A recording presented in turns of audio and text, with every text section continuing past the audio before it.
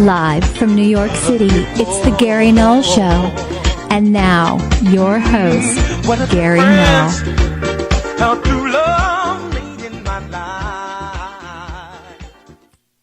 Hi, everyone.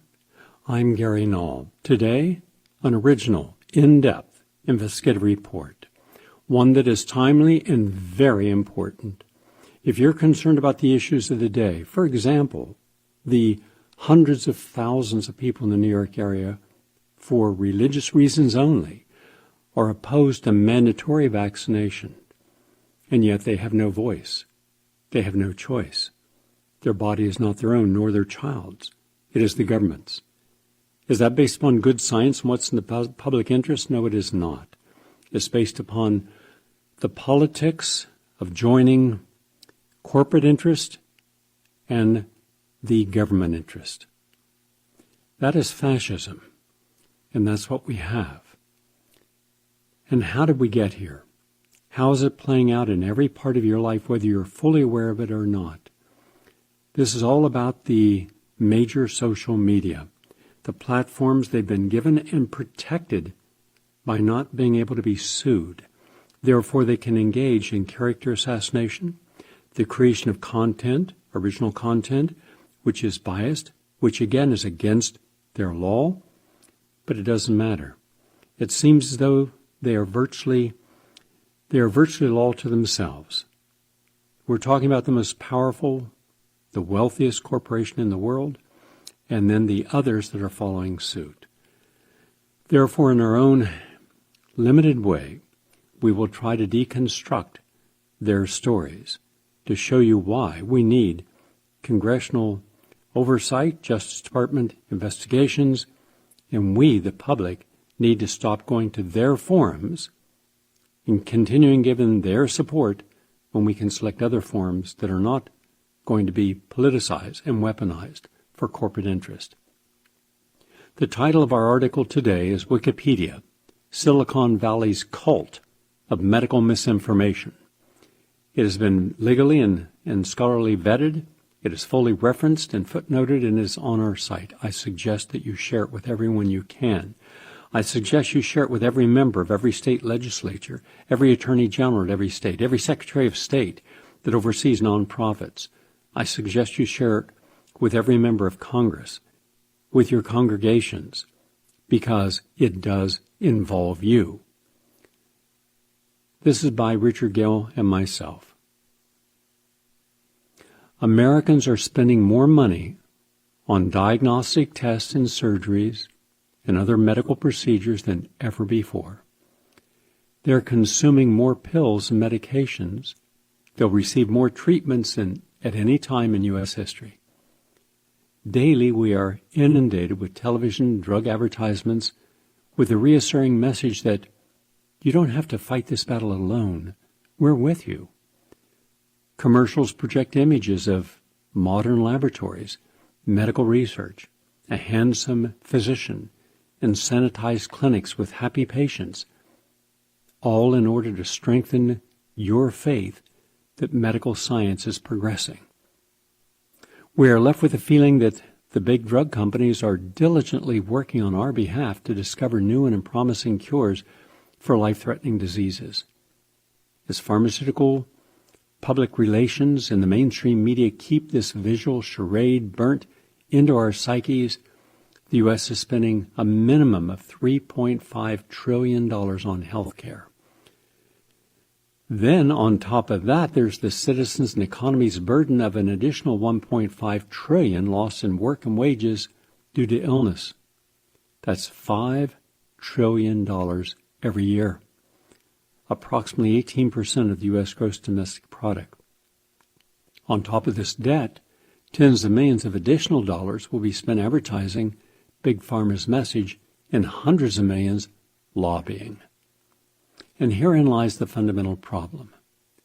There are more doctors, more hospitals, more drugs, more medical procedures than ever before, and yet we have not conquered a single major disease, nor have we made major differences through our medical paradigm. Through lifestyle changes, yes.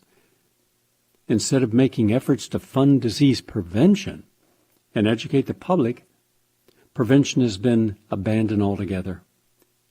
Now, there are volumes of excellent peer-reviewed studies documenting research and clinical experience showing a healthy diet, nutrient supplementation is needed, physical exercise, and stress and anxiety management can either completely prevent illnesses or be incorporated into a medical treatment protocol more successfully. Moreover, this is not profitable in the sense that you don't make a profit off prevention. You make it off sustained treatment. And that is important for us to be aware of. It is understandable that the pharmaceutical industry would make every effort to keep our medical regime in the forefront. What is less comprehensible on the face value is why Silicon Valley firms such as Google, Wikipedia, and Facebook, and the mainstream media are in league with drug companies and the CDC to promulgate a false message about the health through the internet. How did we reach this threshold where trillions of dollars have been tossed into an abyss? One reason is that few voices have been able to reach the public to address the widespread corruption in corporate science, especially in corporatized medicine, which is not all medicine. It certainly is true in mainstream agriculture and even on environmental issues. Honest, independent science is ignored. Not only ignored, but frequently challenged, and where the purveyors of something that might in any way embarrass the corporate agenda, that person then is persona non grata. They're attacked. Their reputation is destroyed. Hence, independent science is ignored in favor of proprietary pharmaceutical drugs and genetically modified foods. Fraudulent research has been used to justify nuclear power as a clean, green energy. Remember, President Barack Obama ran in principle about helping the environment by supporting more technically advanced nuclear, which is clean. And then he said, clean coal. Well, there is no such thing as clean coal. There's no such thing as clean nuclear. All you have to do is research it, and you'll see that. Political officials working on behalf of fossil fuel interests convince us with junk science that hydrofracking poses no health risks and is environmentally friendly. It is just the opposite. A single big pharmaceutical corporation with thousands of employees and billions of dollars in sales and profits is deeply connected to investors, public relations firms, federal health officials, and the media. All of these external invested parties are in turn dependent upon corporate revenue streams. Money is spent to dominate medical schools, especially the curriculum, to chair departments in medical schools. Why? Simple. Push the conventional drug agenda's regime, or to help support front groups, what we call astroturf groups, and foundations to buy off so-called experts who then debunk the critics. Revenues and pay-to-play donations received by Wikipedia and others are one crucial incentive to account for the corruption and deceit in these silicon firms. Similarly, drug advertisements to mainstream media networks are little more than payoffs to assure drug companies that objective reporting is negligible that would otherwise put the pharmaceutical company and its medical products into a bad public light. But let's be specific. You're not going to find any text that says, we're going to advertise on your television station. We're going to be giving you in the neighborhood of $300 million, a substantial part of your profit for the next 12 months. we're going to be advertising no less than 27 different drugs. At no time should your program's investigators do anything involving our drugs that would put it in a bad light and cause people to lose interest or fear buying our product. If you did, we would withdraw our advertising. That memo does not exist, nor would it ever. Instead, it is self-censorship. It is the advertising department that is then having to go to the major board of directors and to the officers who run a corporation and say, we can take more ethical advertising, ones that do not hurt the public, that don't have these terrible side effects, like death as a side effect. But our revenues are going to be cut by 80%. What do you think the answer is going to be? So as a result, you haven't seen any of the major companies, the big companies, embarrassed or exposed by the very companies that are taking their money for advertisement. This is how it works. I wished it were otherwise, but it's not. And the benefit big pharmaceutical receives from hijacking the federal regulators and legislators is protection from the nation's judiciary. So when a drug, let's say a drug like Merck's, a drug that was big for Vioxx, an antiarthritic medication, it conservatively killed 60,000 patients, injured an additional 130,000. How many of them subsequently died, we do not know. There was no immediate FDA recall. For 4 years, the FDA did not mandate a recall, and deaths continued to climb. They were permitted until the crisis reached the tipping point and health officials were forced to step in. However, seldom are drug executives prosecuted. Charters of corporations that systematically engage in these type of violations of public trust are never taken away from the corporations. They pay a fine. Vioxx earned sales of $18 billion in 4 years, and Merck only had to pay a fine in the neighborhood of $5.5 billion in settlements. That meant it got to keep $13 billion. That's just the cost of doing business. But it's a very profitable business. Everyone who knew Vioxx was a defective product had engaged in malice aforethought with no deleterious consequences. The company merely paid the fine and returned to business as usual, and Wall Street was happy that it had paid the fine and put it behind them, and not a single taint to their reputation. And the media simply whitewashed the seriousness of Merck's crimes about Vioxx. Science creates new solutions through genetic engineering of crops and viruses and bacteria and artificial intelligence and geoengineering and 5G wireless technology. Just yesterday, while driving, I had on a program, and it was a computer show, and the person was just constantly praising 5G technology as if it was the greatest thing imaginable and giving all of the benefits. And I'm waiting. Will there be a negative comment? After all, there are 10,000 studies of the independent type in the scientific peer-reviewed literature showing its toxic effects. Not a word. But surely you wouldn't overlook 26,000 scientists who signed a letter showing how dangerous it is. Not a mention. So if you were listening to that show, you would be one of the believers that 5G technology, this new wireless technology, would be great. But it's not. These are held in the public's eye as great achievements.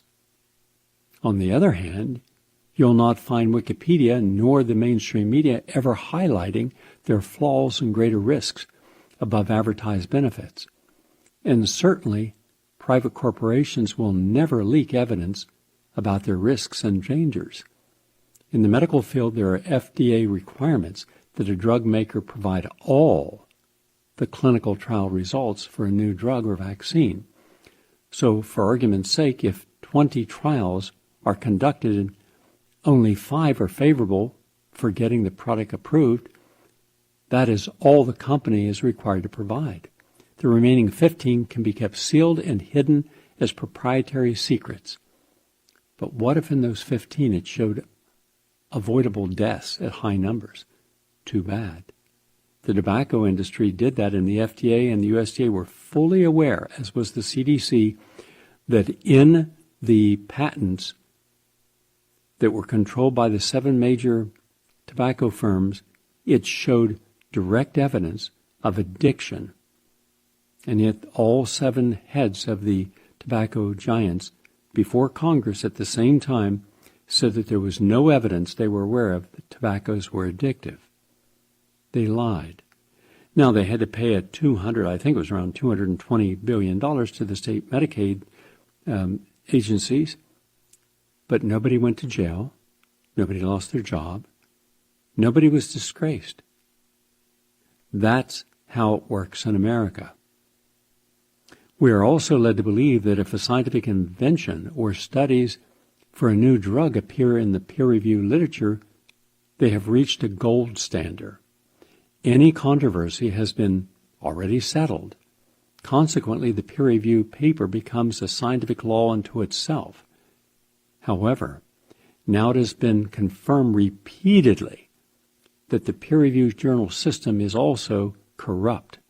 In fact, as we will show you, it is filled with fraud, and it will worsen without any efforts made to reform it. Quite simply, there are no concerted efforts nor ethical standards to improve the peer review system because too much profit is generated. You do not find this in the peer review from independent science, but you sure find it in the commercial sciences. Wikipedia editors take full advantage of flawed medical literature if the conclusions serve their purpose and agenda. Google, through its algorithmic modeling to censor voices challenging private medicine's status quo, leave people with no way to determine whether scientific literature is bogus or not, nor whether the science supporting evidence that a natural product can contribute to treating a disease or that studies and analysis implicating vaccines with a wide range of neurological disorders are accurate. Conclusions, regardless of how unsound and erroneous, is all that matters for Google to protect the global medical regime. Not just private drug companies, but also government health bodies and international organizations such as the World Health Organization. Now, Google today is not only a weapon for promoting the pharmaceutical agenda, but now also a drug company itself. During the past 6 years, Google's parent company, Alphabet, has launched 2 pharmaceutical companies. In 2013, it founded Calico, run by Genentech's former CEO, Arthur Levinson. Calico operates a research and development facility in the San Francisco Bay Area for the discovery of treatments associated with age-related diseases. 2 years ago, Alphabet founded Verily Life Sciences, previously Google Life Sciences. Now, both pharmaceutical companies are partnering with other drug companies. Recently, Verily has partnered with European pharmaceutical giant GlaxoSmithKline to form a new drug company, Galvani Bioelectronics, for the development of bioelectric medicines. The collaboration is costing the company $715 million, and the new firm is being chaired by Glaxo's former chairman of its global vaccine business.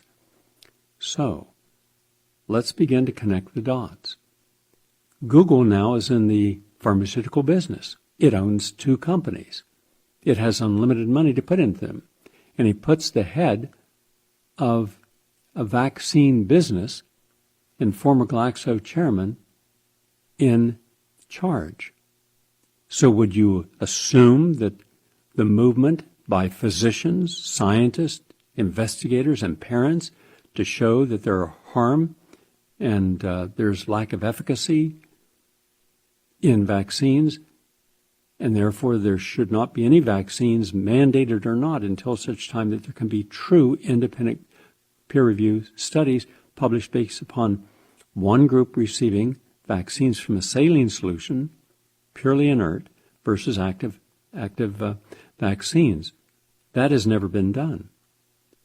Well, you're not going to allow that to be done. Not if you know that the MMR vaccine created a 324% increase in autism spectrum disorder in African American boys. And you're not going to allow that to be done if you're a part of the Veristratin group that had the FDA, the CDC, the World Health Organization, meeting with members of the vaccine industry at a private, actually secret conference, and found that 220,000 kids that were given vaccines had a statistically significant increase in autism. So the whole basis of the hidden conference that no one was to know about was, how do we cover this up? And then you have the CDC, who William Thompson, 2001, and his entire group working on the MMR vaccine showed that it increased autism. So you had to cover it up. So repeatedly we had the federal agencies working hand in hand with the vaccine makers to cover up bad information. And they've been successful at it. Now, Robert F. Kennedy Jr., through a Freedom of Information Act, got a transcript that no one knew had been done because someone secretly recorded the Veristratin study. And Dr. William Thompson got on the phone and began to talk in a whole lot of conversations, not realizing at one point when he started talking about how corrupt the CDC and its entire vaccine scientific team was, and that he was complicit, that suddenly those would be tape recorded. Dr. Brian Hooker, professor out in California, whose son had vaccine damage, began to tape record him. We've listened to all those tapes. We've included them in Deadly Deception, the multi-award-winning documentary that we're asking people to watch, especially if you're concerned about vaccine issues, to educate yourself. We've written 53 articles on vaccines. Now, where else in the world can you find 53 articles written without bias based upon the science? What does the science show? So there's no reason to be ignorant when there's so much information that you can have. So then what is the likelihood that if Google is now in the business of big pharma, that they're going to allow negative information to come out that could adversely affect their business model or embarrass them?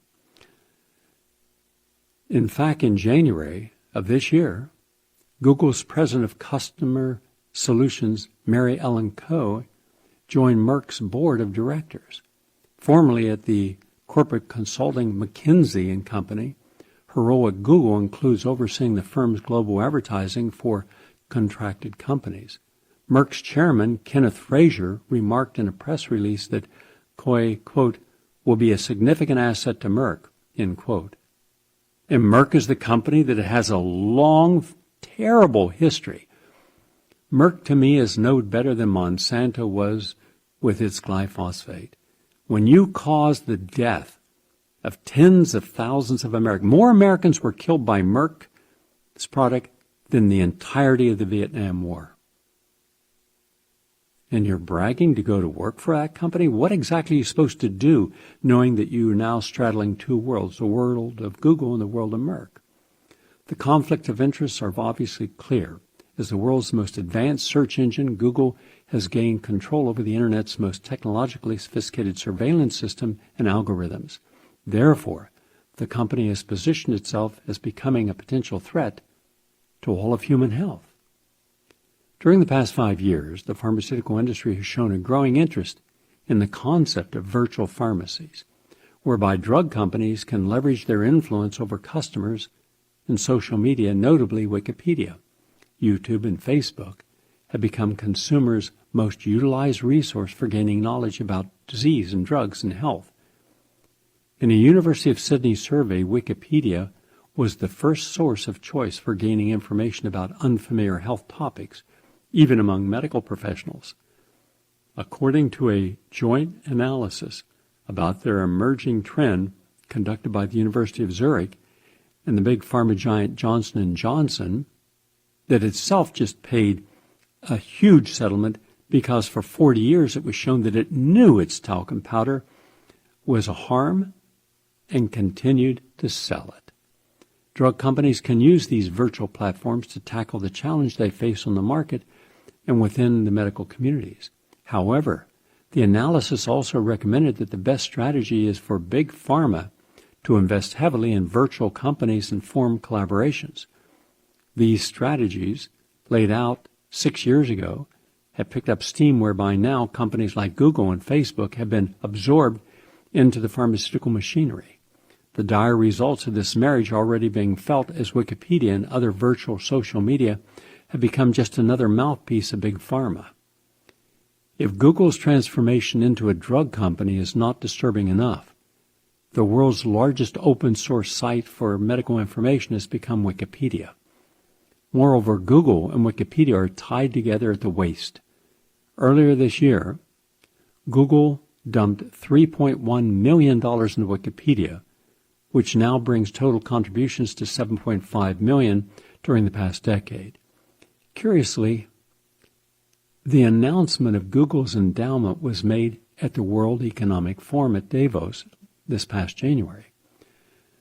The donation also includes Google's intention to provide Wikipedia editors with its high-tech learning tools. Wired magazine published an article that provides further details about the Google-Wikipedia relationship over the years. With respect to Google's generous contribution, journalist Louise Metaskis writes, quote, "But the decision isn't altruistic. Google already uses Wikipedia content in a number of its own products. The company also has used Wikipedia articles to train machine learning algorithms as well as fight misinformation on YouTube," end quote. So now with Jimmy Wales' intention to take on the cause of fighting, quote, fake news, which is according to his personal skeptic ideology, his skeptic editors and trolls will have free access to more advanced algorithmic tools to proceed with their agenda to scrub Wikipedia of content favorable towards any alternative medicine or content critical of the pharmaceutical regimes. When one first visits Wikipedia's homepage, front and center you read, quote, "the free encyclopedia that anyone can edit," end quote. Think so? Try it. Try it. Right now. Go ahead. Go over to Gary Null and try to correct any of the misinformation on that. We've had people try, not a sentence, nothing is allowed to be touched. Is that free? Can anyone do that? Is that fair? Is that justice? No. This is tantamount to inquisitional type of judicial outcome. And they view themselves as the judge and the prosecution. But it is an ideal that has failed dismally. Content about medical products and therapeutic regimes are penned by completely unqualified editors with no medical background, many who prefer to remain anonymous, yet Wikipedia editors state with authority that there are no proven health benefits for non-conventional and natural medicine therapies. Reading any Wikipedia entry about chiropractic, or acupuncture, or homeopathy, or Chinese medicine, or naturopathy, or energy medicine, or any form of complementary alternative medicine, you would walk away believing it is pseudoscience or quackery. However, collectively, there are hundreds of thousands of independent scientific studies published on the government's own PubMed showing the efficacy, improving the safety. Legitimate scientific inquiry has already shown their efficacy. Independent board-certified physicians have been using complementary and alternative medicine for a long time with excellent results. But this information is either censored or scrubbed from Wikipedia. Before the Internet, it was very difficult for the average person to access reliable consumer information about disease and mental illnesses and drugs and treatments and medical procedures and surgery. It was equally difficult to find reliable information about alternative medicine as well. A person had to go to great lengths to find actual scientific literature. The Internet changed that forever, and companies such as Google and Wikipedia came forward to bring this literature into our homes. All a person has to do is perform a simple query on Google's search engine. Almost always the inquiry will be directed to Wikipedia in the top several listings. The average person then believes the content will be unbiased and neutral. an accurate and balanced description of the subject matter. However, medical issues, nothing could be further from the truth. But let's be specific. I'll show you just one example. We accessed Wikipedia's pages for each of the vaccines recommended on the CDC's childhood immunization schedule. In each case, adverse effects were undermined by emphasizing a vaccine's benefits. Not a single entry had a complete list of adverse effects as found on the vaccine maker's own manufacturer's package insert, which is also easily accessed on the CDC's website. Nor was there to be found a list of vaccine ingredients, many of which are scientifically proven to be toxic. Consequently, a visitor to any Wikipedia vaccine page will only gain a very incomplete and twisted understanding of the vaccine's actual safety and efficacy. Wikipedia hides the toxicity of the drugs and vaccine it promotes. So where exactly is this in this cesspool of modern medicine and food science and agrochemical industry are we to discover the truth? Few in the scientific and federal health agencies can be trusted anymore. Most are compromised. Rarely is a mainstream journalist trustworthy, and no one can be certain whether a paper appearing in a peer-reviewed scientific journal or medical entry on Wikipedia is reliable or not. Even clinical physicians on the front lines of healthcare work in the dark. It is only after a large number of deaths and injuries, such as with Agent Orange or DDT or aspartame or Vioxx or opiate drugs, etc., that a light goes on, but only for a short time before going dark again. Our research shows that the majority of pharmaceutical corporations have settled lawsuits, lots of them, hundreds of thousands of them. At the same time, our analysis confirms up to 900,000 Americans die annually from iatrogenic causes. How is it that the pharmaceutical industry and medical establishment has killed more Americans than those who died in Vietnam? Oh, and the Second World War, and the First World War, and the Korean War, and the Spanish-American War, and the Civil War combined. Yeah. Now wrap your mind around this. If we take a conservative, very low-ball figure of preventable deaths from medicine, 500,000 per year during the last 4 decades, that would account for approximately 20 million unnecessary deaths. And yet, there is no outcry. There is no challenge. There is no outrage.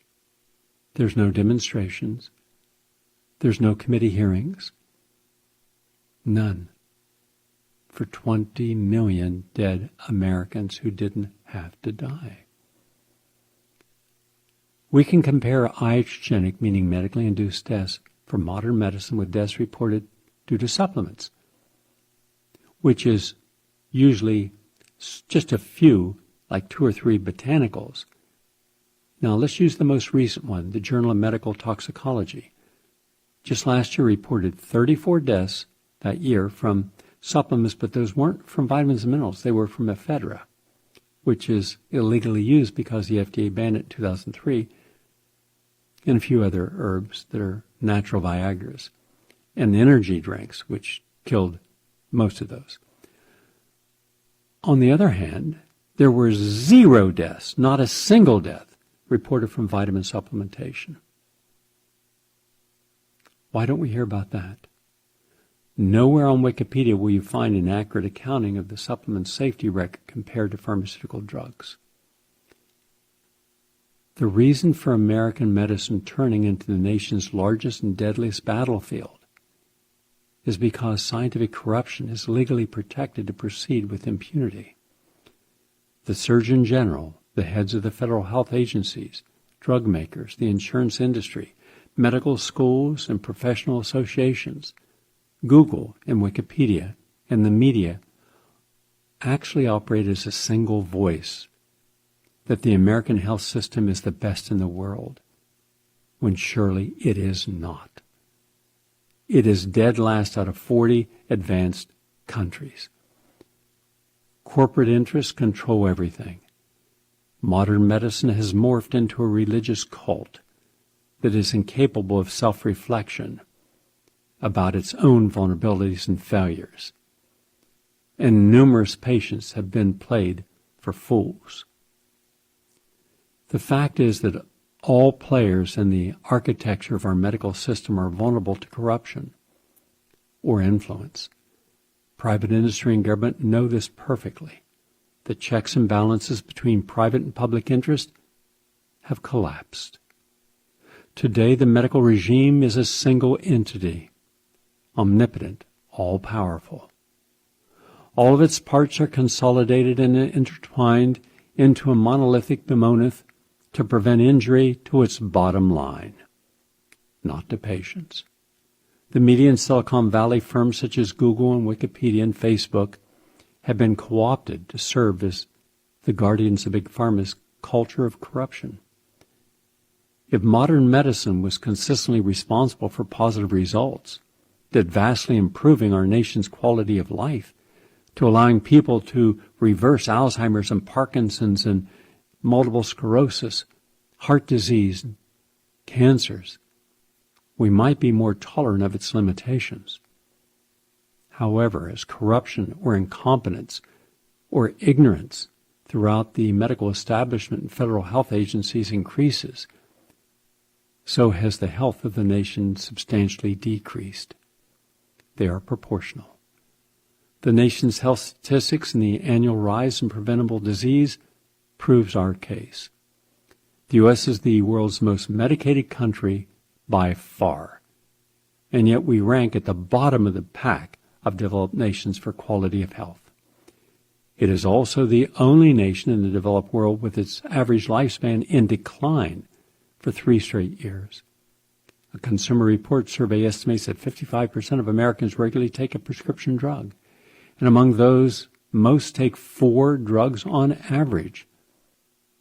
In just one recent year, over 4.5 billion prescriptions were filled, earning the pharmaceutical industry over $200 billion. An earlier estimate conducted and published by the Mayo Clinic found 70% of Americans on at least one prescription drug and over 50% on 2 drugs. 20% were on 5 or more drugs, and 17% of people over 45 were on antidepressants, including 1 in every 4 women. A multi-year population-based survey conducted by the University of Illinois at Chicago found 32% of adults diagnosed with depression were taking medications with depression listed as the number 1 adverse effect. So you take an antidepressive drug for depression and you end up with depression from the antidepressant drug. Does anyone see the irony of this? A multi-year population-based survey conducted showed that we are getting sicker. Just think of the people taking drugs, and you end up proton pump inhibitors, analgesics, beta blockers, synthetic hormone contraceptives. There's just a never-ending pipeline of new drugs for people to take.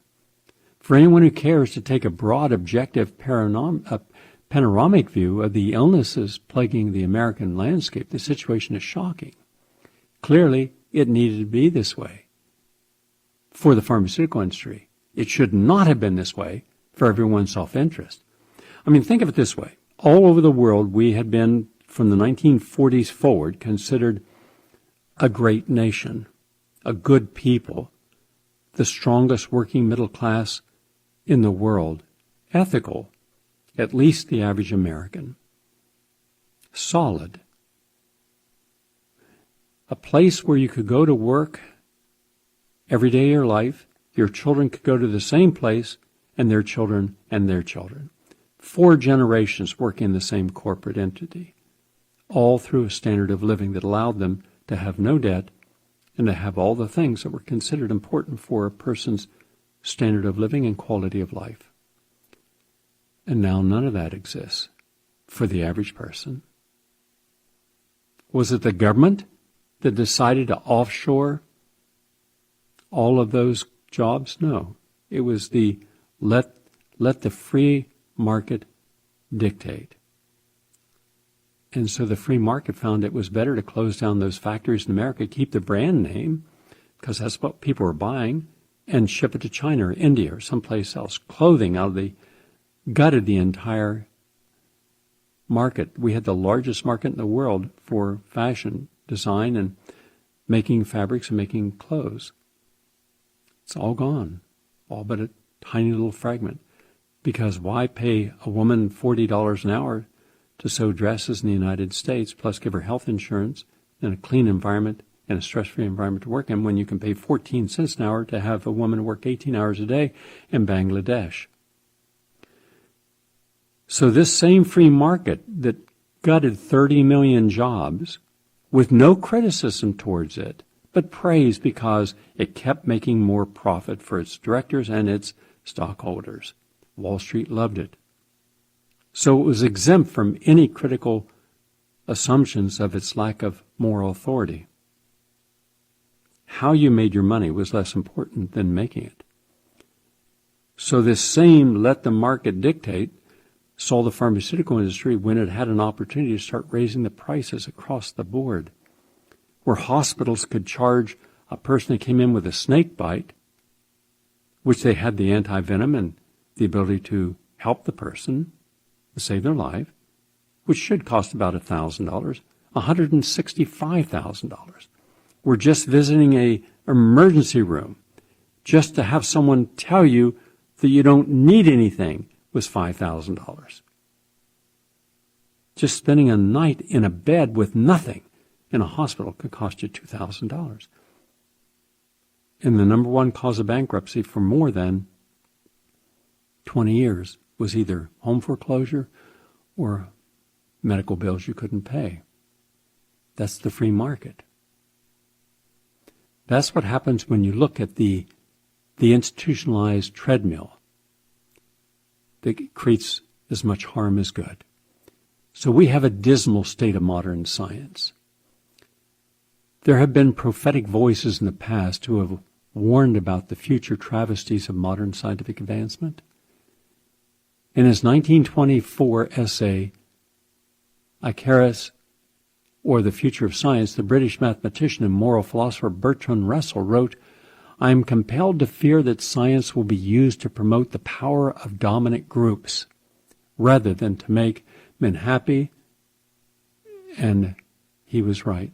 Later in his essay, Bertrand continues, quote, "Whether in the end science will prove to have been a blessing or a curse to mankind is, to my mind, still a doubtful question." That was 1924. That was before 1984. For Russell, those who can sincerely call themselves scientists pursue their discipline out of a love of knowledge. Science is supposed to improve conditions necessary to foster our well-being and happiness and to preserve the planet's environment in an ethical manner. A scientist who truly pursues knowledge out of love will desire the fruits of his or her work and craft to be expressions of kindness for the greater good. On the other hand, science becomes a perversion when knowledge is pursued solely for economic, political, and social power, much like all the presidential candidates. Did you see, except for one, did you see any that had anything other than unbridled egotism, narcissism, gross personal insecurity manifesting as confident alpha male and female? And these are the people who are supposed to give us truth? No, because theirs is not coming except through a perversion of their own personal insecurity. He warned about the trends of his day increasing whereby the holders of scientific knowledge become evil, and science solely serves the ambitions of the powerful and those who control scientific inventions, the utility. Scientific knowledge, Russell wrote, does not make men more sensible in their aims, and administrators in the future will be presumably no less stupid and no less prejudiced than they are at present. Yeah, he was right 90 years ago. And just as an aside, just today it was announced that the Defense Department now has a drone that can fly 200 meters away from you and zoom in on your heart rate. It can read your heart rate through your clothes from 200 meters away. The question is why? Why do they want something that can read any part of your body's chemistry? Everything is about surveillance. Why? Since the days when science broke free from religion during the European Renaissance, the blind faith in perpetual scientific progress as humanity's best of fortunes has been incanted to our present day. In fact, in the 21st century, scientific materialism has now generally replaced religious beliefs and moral altogether. This is especially evident in the contemporary regressive movements of skepticism, the new atheism, science and evidence-based medicine and genetic engineering, artificial intelligence, Randian objectivism, and scientific positivism, which have all been chained to corporate capital and science's bureaucracies. This perpetual myth in scientific progress, says Russell, is one of the comfortable 19th century delusions which our more disillusioned age must discord. In the end, Russell foresaw that science may be the ultimate cause behind the destruction of our civilization. From our own perspective, given our governments and corporations' disregard towards climate change, insensitive destruction of the natural world and other species, medical abuse of prescription drugs, look at the opiates, and the censorship of cheaper and safer natural remedies that might interfere with pharmaceutical and medical insurance revenues, we have to agree. Wikipedia's co-founder, Jimmy Wales, and his editors, who control and administrate the encyclopedia's pages pertaining to non-conventional medical therapies, parapsychology, and its most public practitioners embrace a quasi-religious dogma known as skepticism. And skepticism embraces a radical material reductionist perspective on medicine that underlies drug discovery and development. On the other hand, Google, besides having formally entered the pharmaceutical business, gave birth to another kind of scientific materialism known as singularity, a quasi-religious cult with a mission to make artificial intelligence smarter than humans. How stupid is that? Singularity's prophet, Ray Kurzweil, Google's chief science executive, hopes to imbue computers with consciousness. Both skepticism and singularity are extreme forms of scientific reductionism, and their growing popularity is exactly what Russell warns us about. Both movements are also the harbingers of a draconian medical regime, and that's becoming the authors of the nation's health laws. Who do you think's behind all of these mandates? This trend being promoted by Google and skepticism and Wikipedia has been termed scientism. It's an incoherent ideology that identifies rationality and reason with science itself. Scientism embraces a premise that science can explain everything. It cannot. One of the more common criticisms against scientism is its claim that science has already resolved questions that are inherently beyond its ability to answer.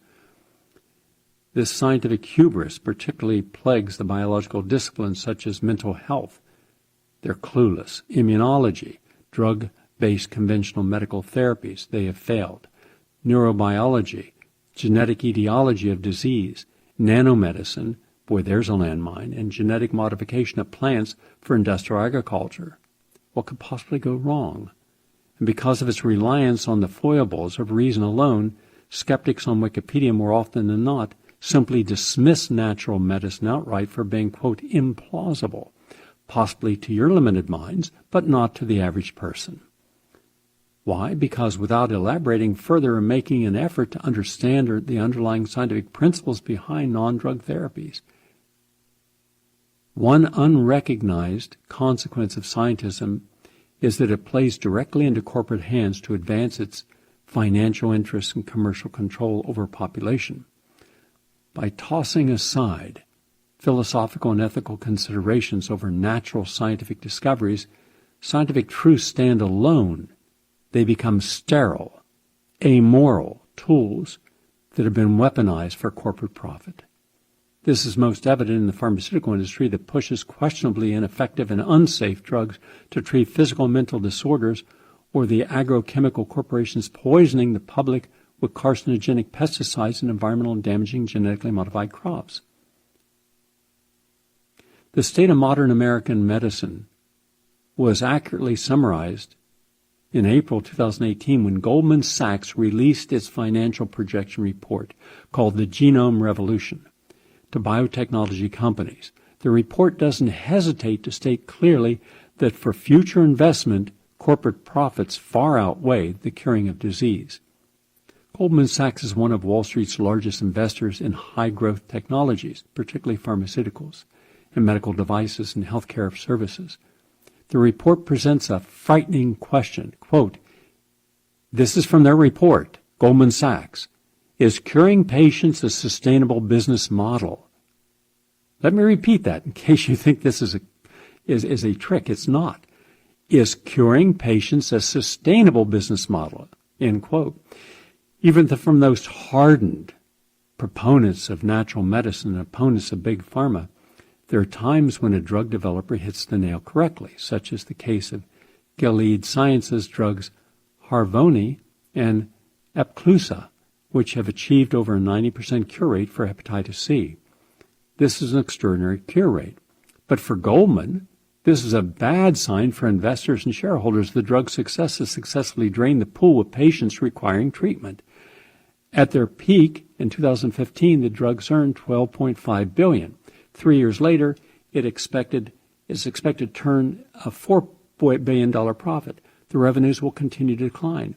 Goldman writes, quote, in the case of infectious diseases such as hepatitis C, curing existing patients also decreases the number of carriers able to transmit the virus to new patients. Thus, the incident pool also declines, whereby an incident pool remains stable, i.e. cancer.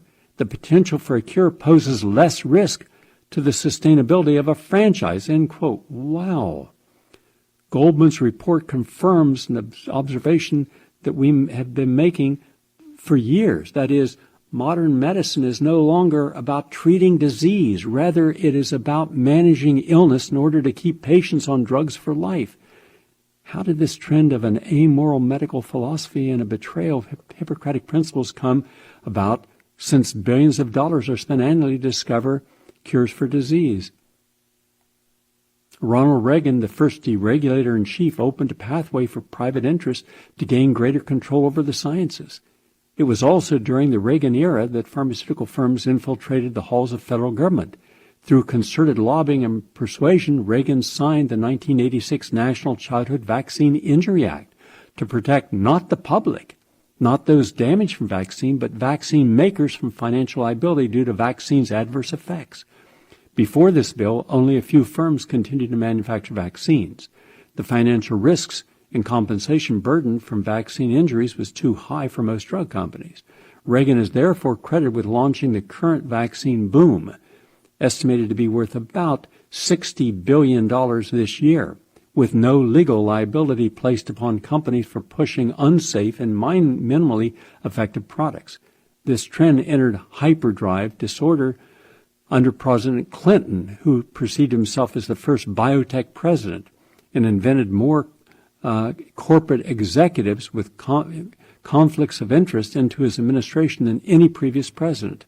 Yet the proliferation of GMOs and the biotech boom giving rise to genetic modification are regarded as contagions and curses on human and environmental health, then Bill and Hillary Clinton were ultimately blamed for creating what we call the swamp in everything that swims in it. Now, I am only about halfway through our report, and I have specific examples of what is excluded when looking at diseases that can be effective by drugs and those that cannot. But behind all this, you would not know any of this if you looked at Wikipedia. You would not know all of the dangers of one particular drug that we show you, what they show, versus all the actual side effects, including death. So here we have Wikipedia, the final arbiter of all things scientific, all things health, all things alternative in health. And yet not one has ever published a peer-reviewed article about their own research. We have. Hundreds of thousands have. Where are the hundreds of millions of patients who have been successfully treated? Where are the tens of thousands of clinicians and board-certified physicians who have risked everything, their reputations, their income, to use a different model because the model they were using has failed? And yet today and going forward, the only time you will ever hear of the successful patient and the caring, concerned physician helping those patients with natural and non-toxic alternatives will be nowhere. They will be scrubbed from Facebook, they will be demonized on Wikipedia, and they will not exist except in a negative concept on Google. And you think that this is an important issue? It is the single most important issue of our times, because we are a sick nation. We have a lot of sick people, men, women, and children, and yet the vast majority of people believe there's an honest, concerted effort to help them. And that is only half true. For those that have ethics, and there are many, there are also those who control all of pharma, all of medicine, the hospitals, and they're not concerned about your health. They're concerned about how much money they can make it from you. I'm Gary Null. I want to thank you for listening. Please go to prn.fm and download this particular article on medical corruption of social media. And I've given you the title at the beginning of this program. And share it with as many people as you can, because very few forums will remain. This is called Wikipedia, Silicon Valley's cult of medical misinformation. There'll be a lot more to come. Have a nice day.